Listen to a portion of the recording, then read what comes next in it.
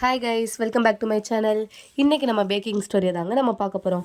வாங்க வீடியோக்குள்ளே போகலாம். இந்த கேக்கை எனக்கு பண்ணது கூட பெருசாக தெரியலைங்க. இதை போய் டெலிவர் பண்ணுறதுக்குள்ளேயே போதும்னு ஆயிடுச்சுங்க. அவ்வளோ பெரிய சொதப்பல் இந்த கேக் எனக்கு கொடுத்துருச்சுங்க. இந்த கேக்கை யார் ஆர்டர் கொடுத்ததுன்னு பார்த்தா நம்மளோட ரெகுலர் கஸ்டமர் தாங்க. இவங்க எப்போயுமே நம்மள்ட்ட தாங்க எல்லா ஃபங்க்ஷனுக்குமே கேக் ஆர்டர் தருவாங்க. இந்த டைம் அவங்களோட பொண்ணோட 3rd பர்த்டேக்கு தாங்க எங்கள்கிட்ட கேக் ஆர்டர் கொடுத்துருந்தாங்க. இந்த கேக் என்ன ஃப்ளேவர்னு பார்த்தா பிளாக் ஃபாரஸ்ட் கேக்லேயே மேலே சாக்லேட் கனாஷ் வச்சு கேட்டிருந்தாங்கங்க.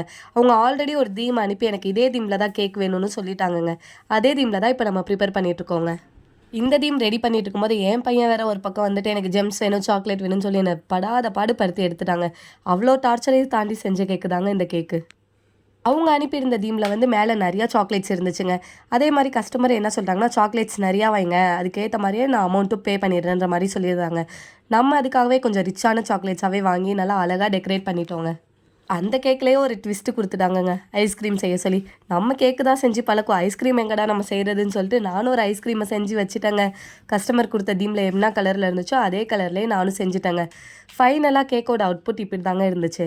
அந்த ஐஸ்கிரீமை நானும் ஒரு வழியாக முட்டு கொடுத்து நிற்க வச்சுட்டேங்க. இந்த ஐஸ்கிரீமை நான் கஷ்டப்பட்டு நிற்க வச்சா கஸ்டமர் வீட்டில் போய் கவுந்து பிடிச்சிங்க. சரி ஓகேன்ட்டு நானும் சரி பண்ணி கொடுத்துட்டு அங்கேருந்து கிளம்பிட்டேங்க. உங்களுக்கு இந்த வீடியோ பிடிச்சா நம்ம சேனலை சப்ஸ்கிரைப் பண்ணிக்கோங்க.